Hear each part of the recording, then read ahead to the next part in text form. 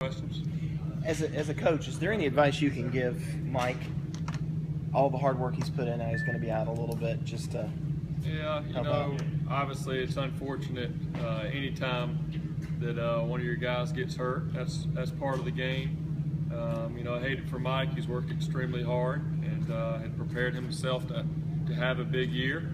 But our guys know, we talk about it all the time, that injuries happen. And really, to be honest, the biggest thing to take away is how blessed he is that it wasn't a more significant injury than it really was. And once we got the information back and found out exactly where the fracture was, we were really just very happy for him and for his future, that he's going to be fine. And that I know he wants to play this year. I know he wants to be able to go out, because right here in the middle of the season. But that's really not the most important.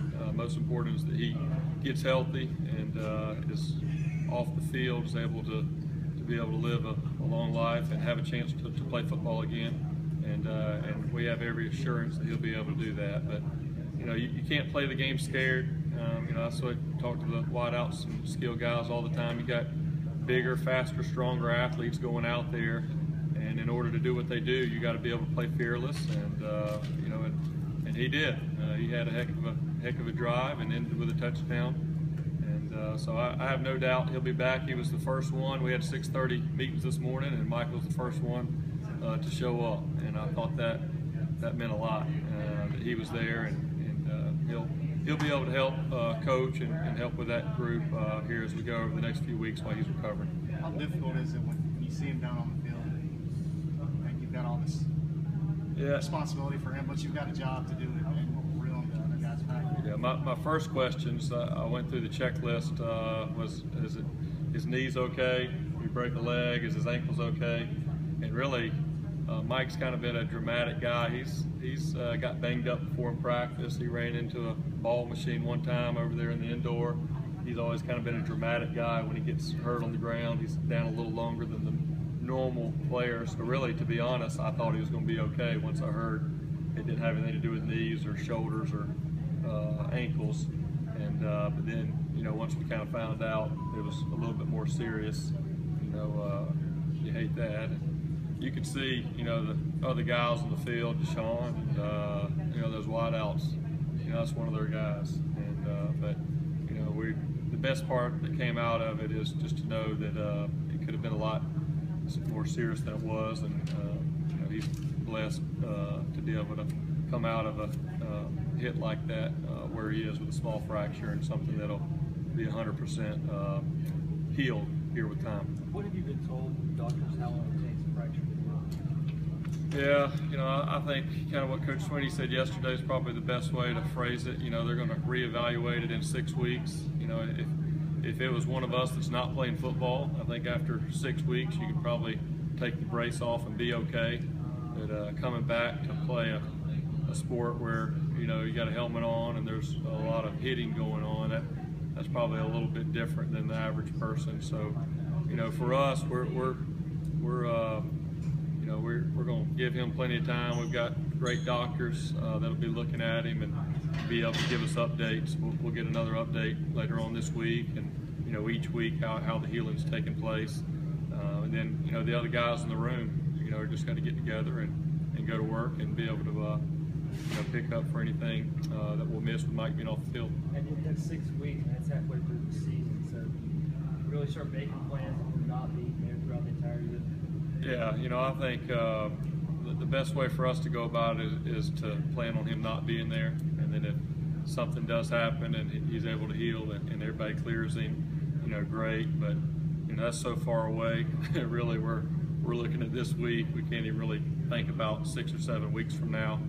And as a coach, you got to prepare with the guys that are there, and we've got plenty of guys. And to be honest, and I told my wideouts this morning, I haven't lost any sleep at all worried about, Mike Williams is going to be out. We're not going to have him for all these games coming up. I haven't lost any sleep at all.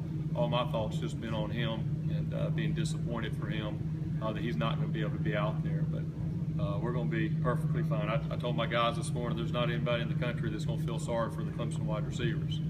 We've got plenty of guys. There's no excuses, and That's why you recruit a lot of guys, because injuries happen. It'd be no different if he was to go out and tear an ACL or something. He'd be out for a year.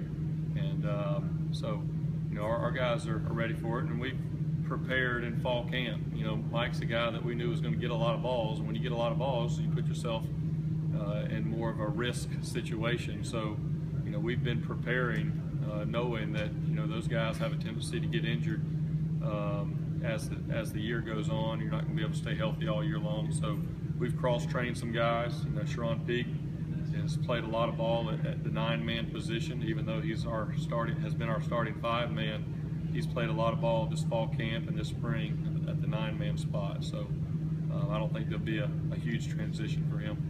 Jeff, who becomes your best guess? Who becomes the downfield target now that Mike was? Well, I think you know, Sharon would be that guy. Really, it's more about you know, our scheme and kind of where our shots line up within our scheme, and then also who you're playing each week. It kind of changes.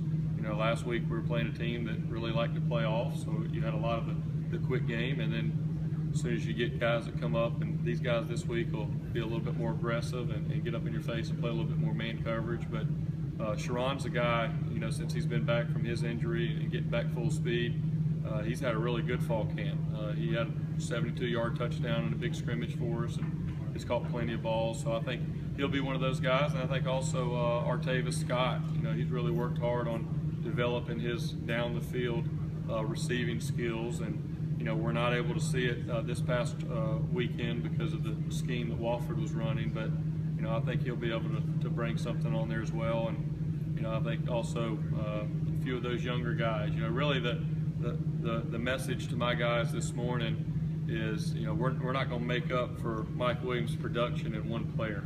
You know, the next guy that comes on now that Mike's to the side, whether that be, you know, Hopper, Trevion Thompson, Hunter Renfro, Deion Kane, you know, or Ray McLeod, they're not going to make up for 1,200 yards and 12 touchdowns.